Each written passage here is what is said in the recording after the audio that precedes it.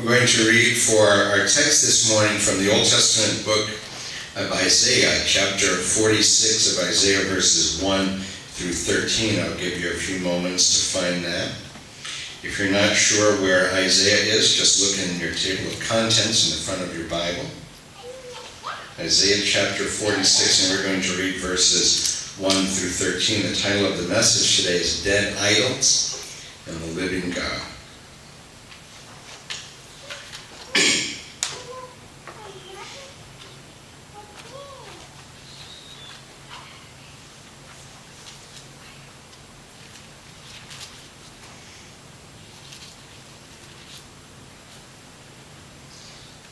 All right, let's begin in verse 1. Isaiah writes, Bel bows down, Nebo stoops low. Now, I realize, let me tell you right up front, this won't make a whole lot of sense to you while we're reading it, but I'm going to explain it during the sermon, so just hang on.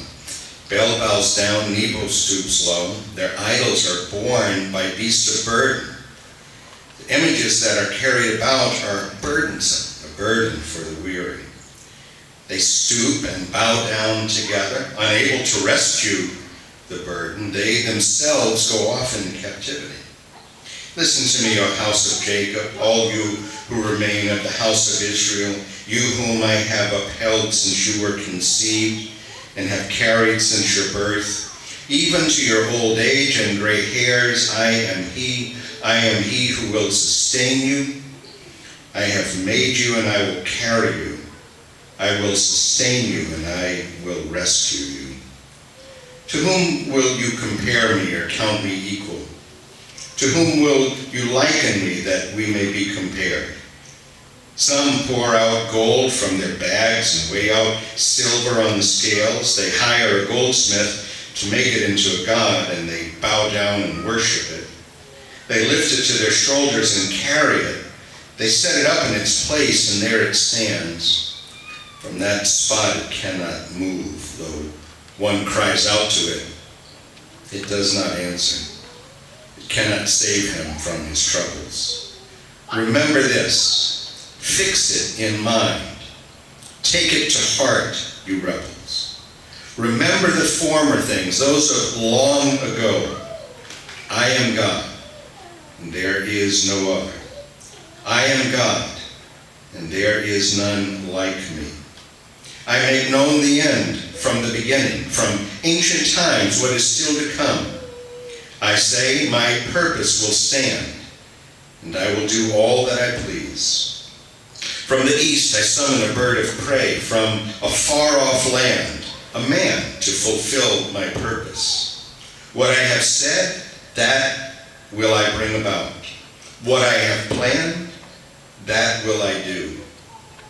Listen to me, you stubborn-hearted, you who are far from righteousness. I am bringing my righteousness near. It is not far away, and my salvation will not be delayed. I will grant salvation to Zion, my splendor to Israel. I was reading recently about icebergs in the North Atlantic. You know, those are frigid waters. There are different types of icebergs. We know the big ones, the huge ones, like the one that the Titanic ran into. There are also really small icebergs. They call them ice flows.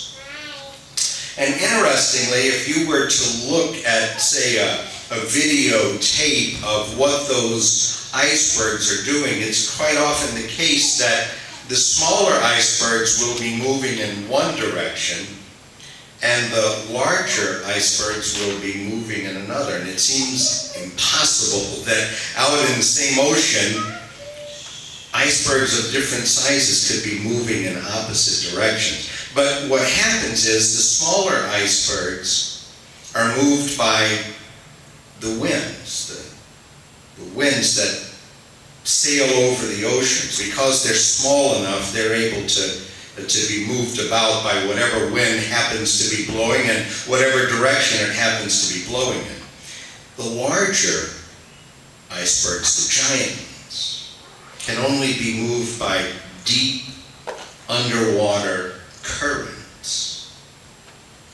And I thought about that analogy as I was thinking about the sovereignty of God, that the idea that God is in control of the universe. We live in a time that seems chaotic, it seems out of control. People worry about which direction our country is moving in, that the country is morally adrift. According to the papers, we've got a presidential election coming up this fall, and the papers say about 80% of the people in the country don't like either candidate. We're worried about where our country is going. Radical Islam is a danger, a threat throughout the world.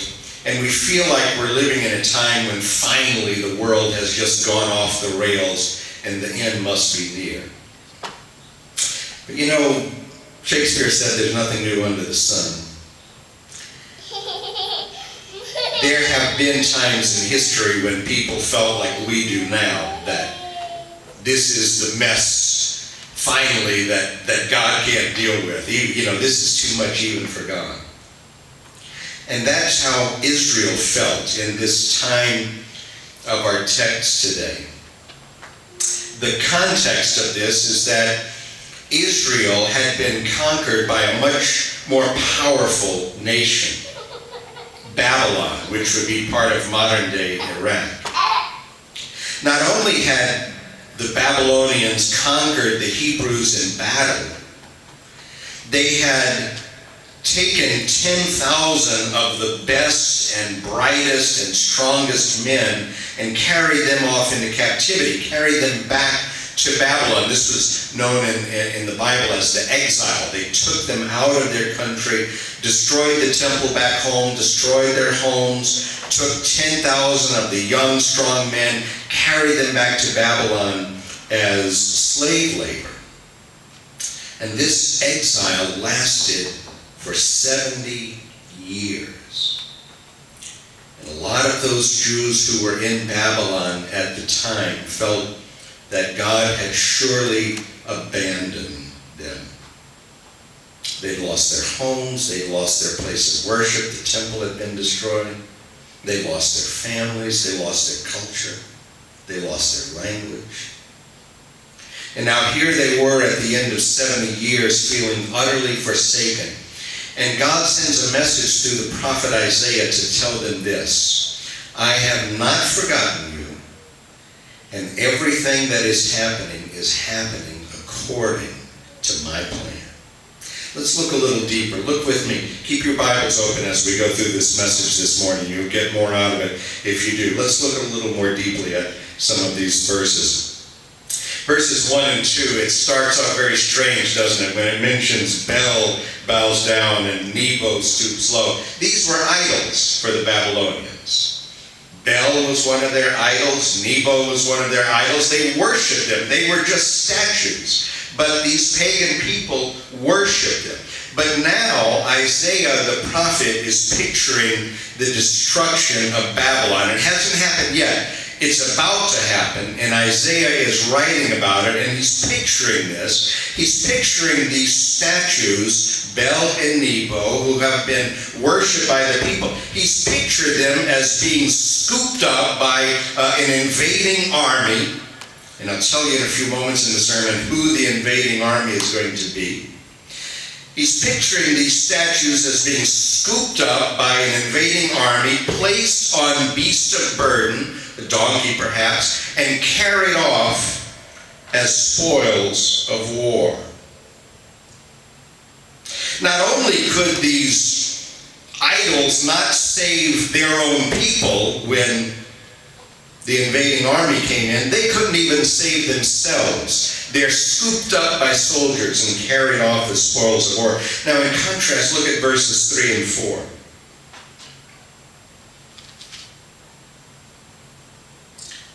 Look at the last part of verse 3 there, where he says, I have upheld you since you were conceived.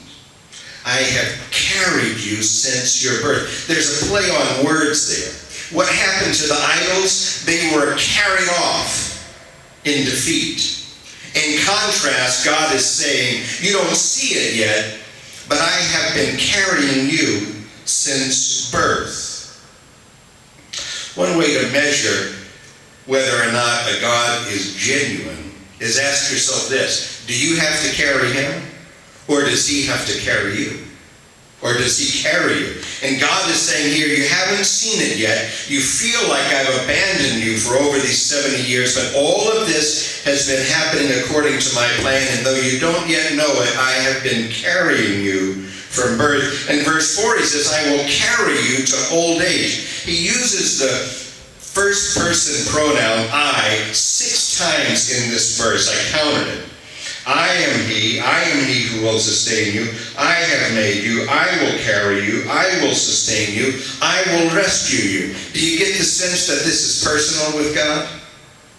He's reminding them, not only have I been carrying you, I'm going to continue to carry you until you're an old man or an old woman. I was thinking this week about the love of a parent. A mother, a father, you have a child and you love them with all your heart. You know, it's in the natural order of things that eventually you are going to reach a place, some of you have reached it already, where you don't have a mother left to love you, or a father to love you. My mother's been gone 11 years. My dad's been gone 17 years. It's just in the natural order of things that eventually we all live long enough that there is no mom or dad around to love us. And the Jews felt that even God had stopped loving them. And so he reminds them here 6 times in the same verse that he loves them, that he will rescue them, that he will sustain them. In verses 5 through 7, he's evidently speaking here to some of the Jews who during this time of captivity had started to mingle a little bit, to dabble a little bit in the religion of the Babylonians, the pagan religion. You can understand that. Their place of worship back home had been destroyed. Here they were on foreign soil, having to learn a foreign language, surrounded by people who served and worshipped other gods. And some of them had begun to dabble a bit in that religion. And he reminds them in these verses that the false idols you turn to when you abandon God will not be there for you when you need them. Now look at verse 8. He says, remember this. Fix it in your minds.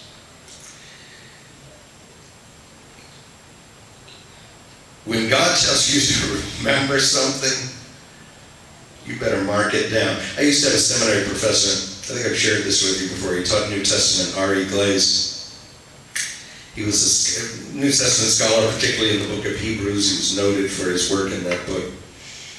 He used to say to us as we'd read the Bible through in class, whatever book we were saying, sometimes in maybe the same verse or the same chapter, someone like Paul may repeat something. He may say something once and then repeat it again for emphasis. And whenever we'd come across a verse like that, he'd always stop and say to us, now boys, whenever the Bible says something twice, pay attention. Well, I'll go beyond that. When God says something once, pay attention. And when God tells you to remember something, you better mark it down. And how often we suffer defeat in our Christian lives, or we go astray in our Christian lives because we don't remember the things that God tells us to remember. And so here God says to them, remember these things. Mark it down. And what he wants them to remember is in verse 9. He wants them to remember the former things. You know, they say that past behavior is the best predictor of future behavior. That what someone has done in the past is the best indicator of what they'll do in the future. God is asking them to remember what he has been like in the past. He wants them to remember their deliverance from Egypt when they had been slaves there. He wants them to remember how they miraculously crossed over the Red Sea when he parted the waters. He wants them to remember through the centuries how he delivered them from the Midianites and the Amorites and the Hittites and the Philistines and all the other groups who had battled them. He wants them to remember that. And then he wants them to remember, look at what he says in verse 9, that I am God and there is no other like me. And that word God there in the language that Isaiah writes in, it's the word Elohim, which means I am the mighty one. It speaks to the omnipotence of God, the omniscience of God. Here's basic Christianity. Here, I'm going to give you a one-sentence theology class, okay? And it's basic Christianity. God is God, and you're not. That's what he's saying here. Remember that I am God. And then look what he says in verse 10. I make known the end from the beginning. From ancient times what is still to come. You know what he's saying there? God knows the future. Did you happen to notice this week that Miss Cleo died? Any of you know who Miss Cleo? Any of you remember her? She used to do these, I guess they call them infomercials. I guess back in the 80s maybe. She was a psychic from Jamaica. I used to see her on late night TV, and she had that thick Jamaican accent. And people would call in. I think it was either $3.99 or $4.99 a minute. And she would tell you the future. Well, she died this week, and it turns out the whole thing was a hoax. She's not from Jamaica, and she wasn't a psychic, she was an actress. The whole thing was a scam. But people were spending about $5 a minute for Miss Cleo to tell them their future. Well, God is telling us here, I know the future.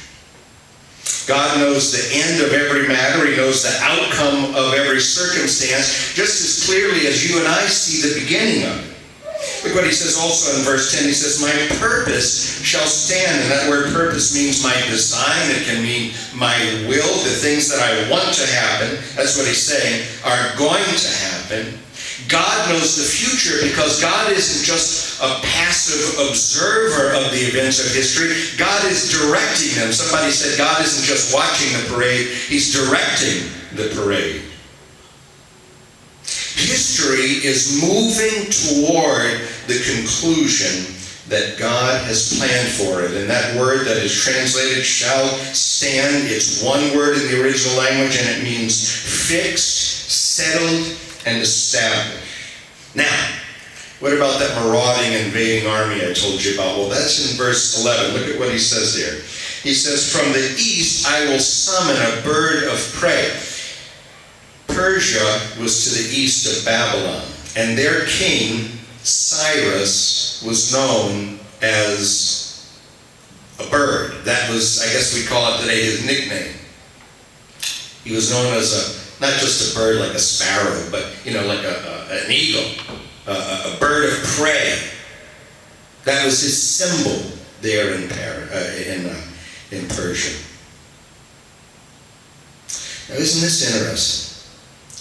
God's people have been held captive in a foreign country for 70 years. And all along, God has been raising up their deliverer, the man who is going to free them. And he's not even a Christian. He's not even a follower of God. He's a pagan also from another country. His name was Cyrus. And sure enough, Persia was just about to go to war with Babylon. And we know from history that they not only went to war with Babylon, they defeated the Babylonians, they conquered them, but it gets even better than that. Cyrus, this pagan Persian king, when he came to power over Babylon, in other words, he also ruled not over only his own country, but now this conquered country. And Babylon was one of just many countries that the Persians conquered under Cyrus. Cyrus did the most amazing thing. He said to the Hebrews who were held captive there in Babylon, all of you are free to go back home. But he didn't stop there. He said, not only that, I want you to go back home and rebuild the temple that the Babylonians destroyed 70 years ago. But he did even more than that. He said 70 years ago when the Babylonians destroyed your temple. They carried out items from the temple as spoils of war, and they've kept them here for 70 years. Here they are. Take them back with you. And then he did more than that. He said, you're going to need money to rebuild the temple. You folks have been slaves for 70 years. You don't have money to go back and rebuild the temple. Here's the stuff that was stolen from your temple. Take it back, and here's some money so you can go back and rebuild your temple. See, all of that was planned and designed by God. And the spiritual principle that we need to take away from this is that God always has a way and a plan to deliver his people, even if he has to use a pagan king to do it. And that's why, while I may be mildly annoyed at who our presidential candidates are this year, I am not in despair over it, because my hope is not in either one of them. It's not in any political party. My hope is in God, and God is in control. Always, no matter how bad things look. I put some scripture passages in the bulletin for you today, some wonderful verses that speak to this. Psalm 103, verse 19. God is in control of all things and rules over all things. Jeremiah 32, God can do all things and accomplish all things. Nothing is too difficult for him. Whatever he wants to do in the universe, he does. For nothing is impossible with him. Revelation 21, verse 6, God is above all things and before all things. He is the Alpha and the Omega, the beginning and the end. Colossians 1:16, God created all things and holds all things together, both in heaven and on earth, both invisible and visible. God has a purpose and a plan for human affairs. He knows what has happened. He knows what is going to happen. And more than that, he is in control of it. And God's plan will not be frustrated. Ultimately, God's plan will succeed, even if he has to do it through a pagan king. And finally, as Christians, that's where our hope is. Our hope is in God and in his power to do what he sets out to do. I love that great hymn that says, my hope is built on nothing less than Jesus' blood and righteousness. That's where our hope is. I have no confidence in anything of this world, but I have complete confidence in God. I don't know when the world is going to end, but I know who's going to be in control of it when it does. I don't know when Jesus is coming back, but I know that I'm going with him when he does. I don't know the future of this country, but I know my future with God. That's our hope. So take heart. When everything seems out of control, when it seems like the world has just gone off the rails, take heart and remember, God knows, and more than that, he is in control, and his sovereign will be brought to pass. Years ago, I read in one of W. Criswell's books. Criswell was, for I think 50 years, the pastor of First Baptist Church of Dallas. He wrote of being a young boy in Oklahoma and watching his mother embroider. You remember embroidery, right? And there'd be that ring, a woman would take a piece of cloth and put it inside that ring, and then she would do the needlework. I guess they call it embroidery. Have you ever seen one of those from the bottom? Doesn't look anything at all like it does on the top, does it? And he said he remembered lying there on the floor, looking up at what his mom was doing, and he said it just looked like a big mess. There was no design to it. There was no picture. It looked all clumpy. It didn't look like anything. It looked like a mess. And he said, Mom, what are you doing? It looks terrible. And she said, you go run along and play. And when I'm finished, I'll let you come in here and sit on my knee and look at it from my side, and you'll see what I've been doing. And he said he ran off and played, and after a while his mom called him back, and he came in and he sat on her knee. And instead of looking at it from the bottom like he had been, he sat on her knee and looked at it from the way she'd been looking at it. And he said he saw the most beautiful picture of a bird in a tree, and there the sun was setting in the background, and there were clouds. He said it was absolutely lovely. And he said over the years he would remember that. And he said whenever I would look at the world and I would be tempted to say, God, what on earth are you doing? Look at the mess it is. he would hear God saying to him, just wait, just wait. One day you're going to be up here with me, and I'm going to let you sit down with me and look at things from my vantage point. And you're going to see that there was a design all along. There was a plan all along that I was working. Folks, right now we're looking up at the bottom of that embroidery circle, and it may look like a mess. But there's a design and a plan to it that God is working on. You just keep on being faithful until the Lord calls you home. And when he does, he's going to let you look at it from his vantage point. You're going to see what God was doing all along. This morning we're going to sing as our hymn of invitation, hymn number 405, Have Faith in God. Let's stand together.